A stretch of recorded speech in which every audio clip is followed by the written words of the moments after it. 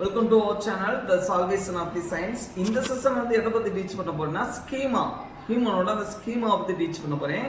ஹியூமனோட அந்த பிரெயினை பத்தி கிடையாது, ரெண்டுக்கு நிறைய டிஃபரன்ஸ் இருக்கு. ஆக்சுவலி இந்த ஹியூமனோட அந்த பிரெயின் அனாட்டமி எப்படி சொல்லுவாங்க அப்படின்னா simply classified into 3 parts: fore brain, mid brain, then hide brain.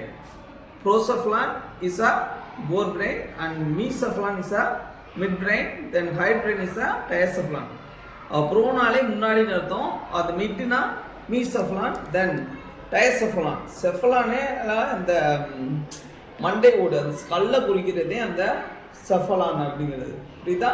இதை வந்து என்னென்ன பார்ட் இருக்கு அப்படின்னா basic unit of whole nerve system வந்து நியூரான். நியூட்ரான் கிடையாது, நியூட்ரான் வந்து புரோட்டான், எலக்ட்ரான், நியூட்ரான் அந்த fundamental particle of or atom. இது வந்து நியூரான். புரியுதா? இந்த கிட்னி அதோட இதை பார்த்தோம்னா நெஃப்ரான். இன்னொன்று கன்ஃபியூசிங் வேர்ட் மாதிரி கிடையாது இருக்கும், ஆனால் அப்படி கிடையாது. நியூரான்ங்கிறது வந்து இந்த basic unit of nerve system. அதுதான் இது. எப்படி ஸ்கீமாங்கிற கான்செப்ட் எப்படி வருதுன்னா மனிதனோட அந்த இன்ஃபர்மேஷன்ஸ், அந்த இன்ஃபர்மேஷன் வந்து ஒரு இதுலேருந்து இன்னொரு இதுக்கு எப்படி ட்ரான்ஸ்ஃபர் ஆகுது, ஒரு 2 இன்ஃபர்மேஷன் ஜாயின் ஆகிறப்ப எப்படி அவுட்புட் வருது, எப்படி ஐடியா வந்து மாறும் அப்படிங்கிறத எக்ஸ்பிளைன் பண்ணுறது இது வந்து. இப்போ சுருக்கமாக சொல்ல போனோம்னா யூடியூப்பில் எல்லோரும் ஒரே மாதிரி வீடியோ பார்க்குற அப்படின்னா உன்னோட ஸ்கீமா வந்து ஒரே மாதிரி இருக்கும்.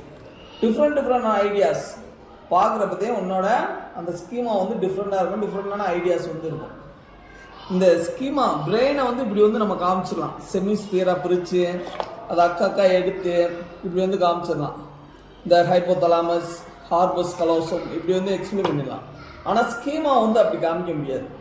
ஏன்னா ஸ்கீமாங்கிறது அந்த ஸ்பெசிஃபிக்காக கனெக்ட் ஆகிருக்கக்கூடிய ஒரு விஷயம். ஜஸ்ட் லைக் ஏ கேலக்ஸி.